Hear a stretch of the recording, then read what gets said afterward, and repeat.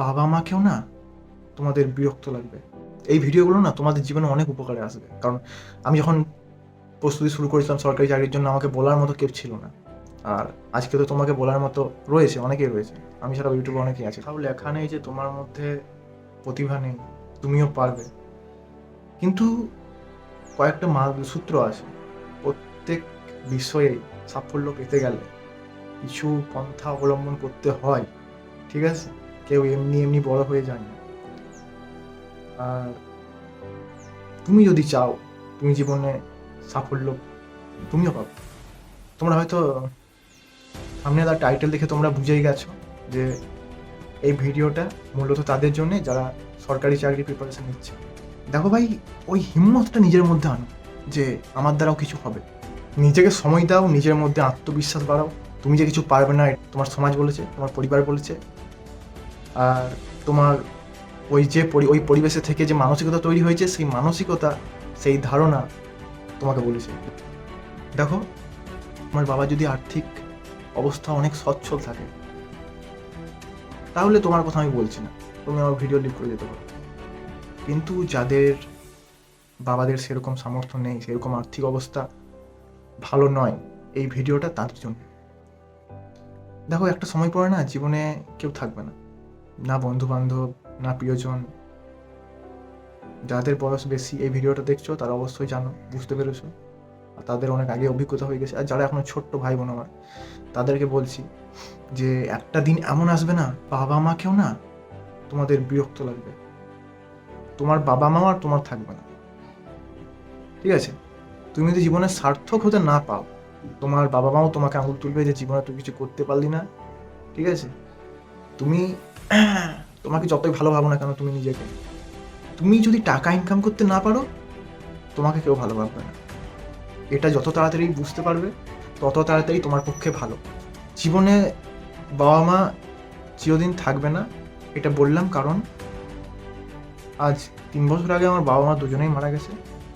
এবং এই 22 বছরের জীবনে আমি যা শিক্ষা পেয়েছি, সেই অভিজ্ঞতা থেকে তোমাদেরকে এইসব উপদেশগুলো দিচ্ছি। প্রথম কথা, যদি তুমি কোনো নেশা করো, স্বইচ্ছায় বা অন্যদের ইচ্ছায় নেশা করতে ধরেছো, তাহলে বলো ভাই এখনই ছেড়ে দাও। এই নেশা আসক্তি জিনিসটা খুব খারাপ। তাতে সে যার নেশা হোক, মদ, বিড়ি, এমনকি নারী।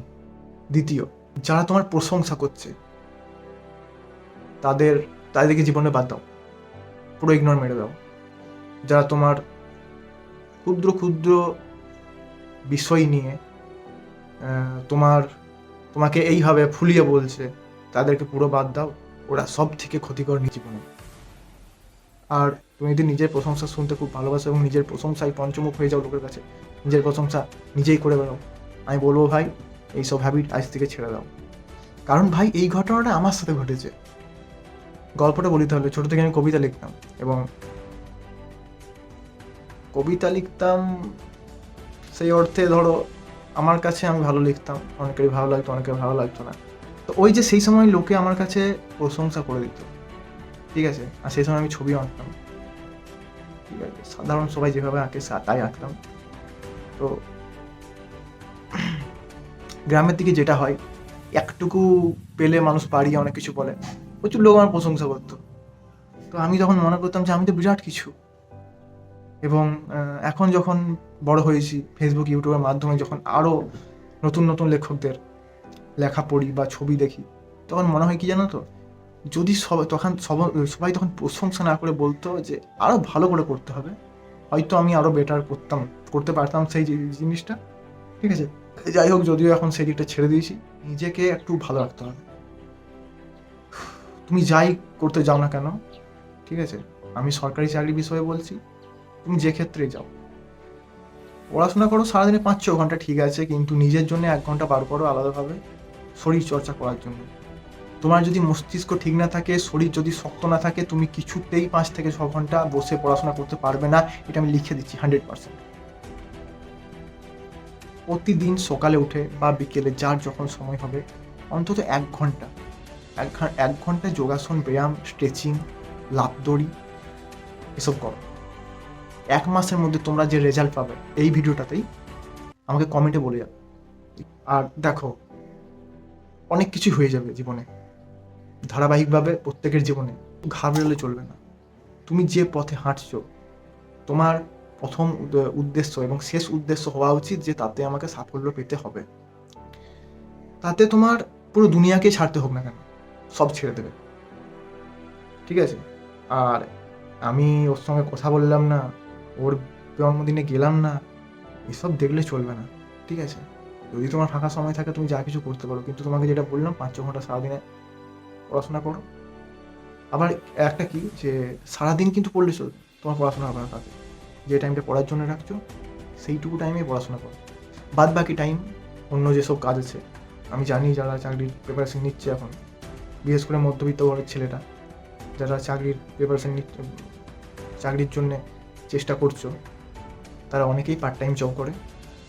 তো তাদেরকে তো বিশেষ কিছু বলার নেই, কারণ তাদেরকে অনেক দায়িত্ব সামলাতে হয় একটা কাঁধে। আর যদি ভাবো যে এই মূল্যবান সময়টা তুমি ফাঁকি দিয়ে কাটিয়ে দেবে, তাহলে তো কিছু বলার নেই। তুমি নিজেই দেখবে সবার কাছে নগণ্য হয়ে যাবে।